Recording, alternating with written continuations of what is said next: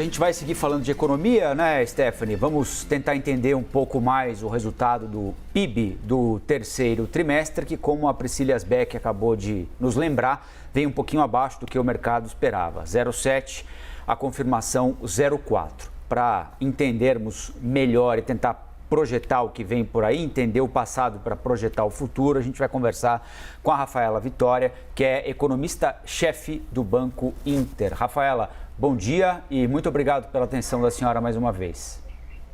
Bom dia, Rafael. Bom dia a todos. É possível falar em desaceleração em relação ao que esperava o mercado e, em caso positivo, por quê, Rafaela?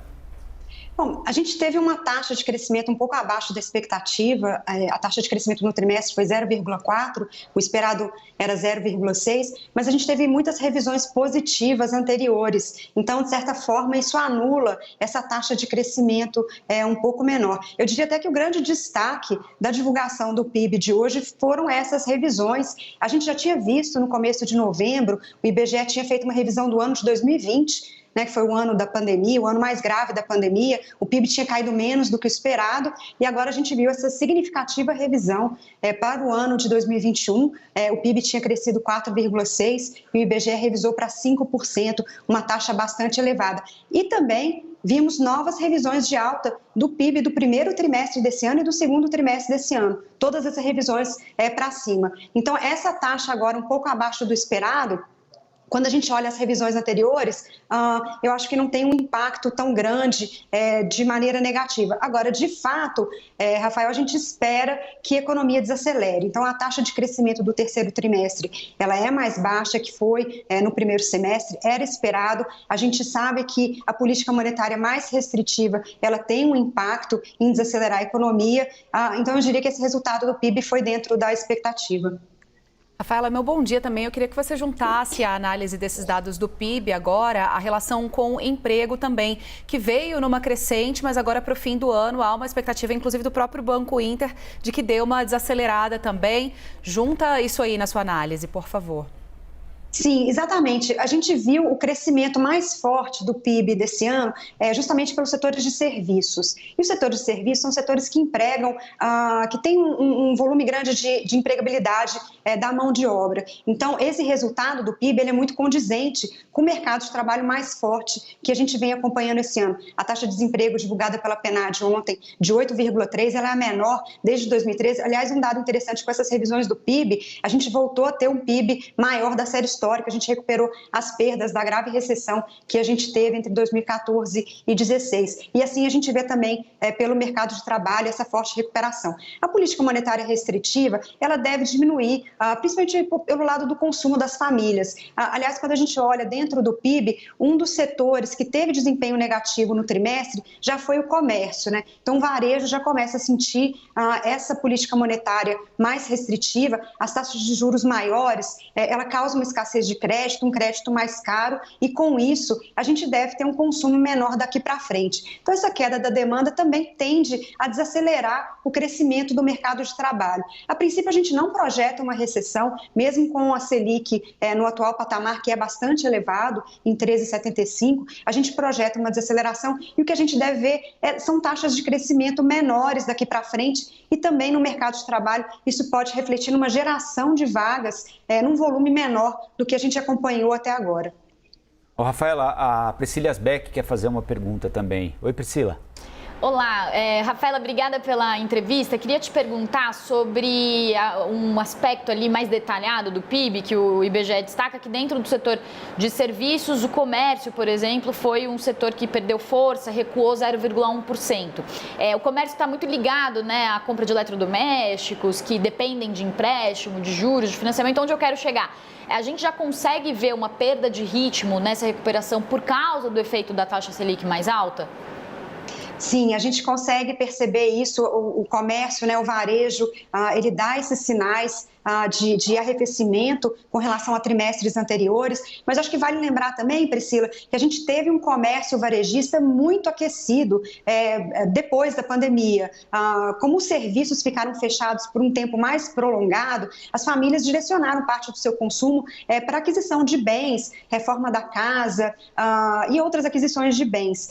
Com a volta dos serviços esse ano, né, que é o destaque do crescimento do PIB, né, outros serviços, serviços presenciais, tem uma taxa de crescimento esse ano bastante significativa, a gente está vendo esse redirecionamento do consumo das famílias. Então, também o impacto do comércio, ele também pode ser atribuído ao fato das famílias estarem se voltando agora para o consumo de serviços que voltou a ser presencial, que voltou aí com força. A gente tinha uma demanda reprimida por viagens, então setores ligados à hotelaria, lazer, entretenimento, eles são um destaque desse ano.